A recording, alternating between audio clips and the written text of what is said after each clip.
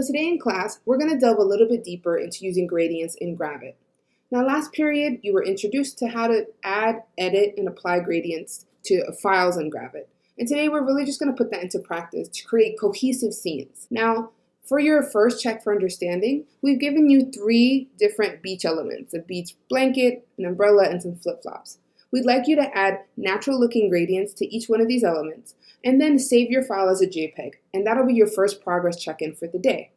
Once Mr. Chan and I see that you've gotten the gist of it and you understand how to apply good gradients, we're going to give you the go-ahead, and then you're going to go on to today's main activity. So for today's main activity, I've provided you with 3 options.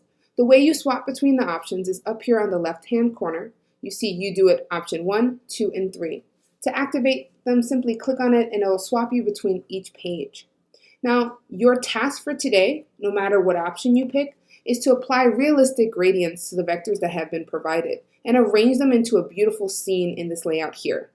If you're stuck with how to arrange things, there is a hint layer with the arrangement in black and white as well, just to help you out. But we really encourage you to get as creative as you can, and you can copy and paste things, have multiple copies of things, really get creative with your scene.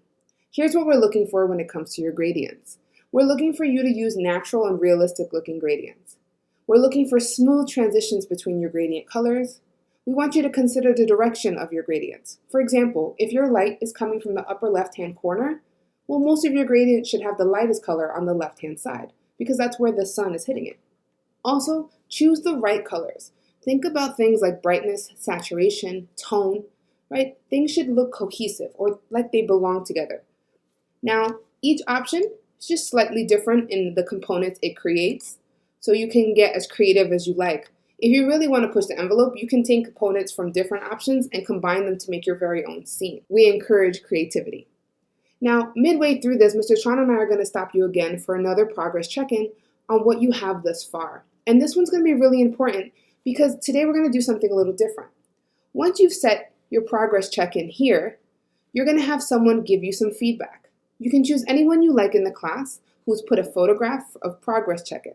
You're going to write your name and you're going to provide 1 glow and 1 grow based on what they have so far. Now, when you're giving someone feedback, you really want to be particular. Saying things like, "this is nice," or "I don't like it," it's not really helpful. You want to be specific. Things like, "your colors are not working well together. I think you need to tone down the brightness." That's helpful, right? Or, "it looks like the transitions between your gradients could be smoothed out." Also helpful. Be specific and make sure you provide at least one person some feedback. Then we're going to ask you to go back and kind of finalize your designs. When you're completed with your entire layout, you're going to export this as a JPEG and upload it to us through Google Classroom. Get creative, be specific, and make sure your scenes are aesthetically pleasing. Good luck.